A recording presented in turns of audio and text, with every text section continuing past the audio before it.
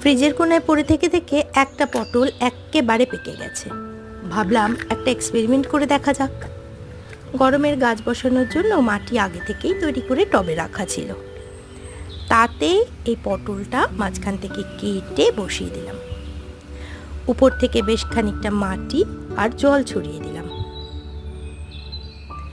কি সার লাগে, কিভাবে যত্ন নিতে হয়, কতটা রোদ লাগে এখনো পর্যন্ত কিছুই জানি না, তবুও করে ফেললাম। রোজ অল্প করে জল দেব আর আশায় থাকবো চারা গাছ দেখার। সকালের রোদটা যেখানে পড়ে সেখানেই টবটা রাখবো। চারা গাছ বের হলে আপনাদের অবশ্যই জানাবো। আজ তাহলে আসি। ভিডিওটি ভালো লাগলে অবশ্যই একটি লাইক ও সাবস্ক্রাইব করে পাশে থাকবেন।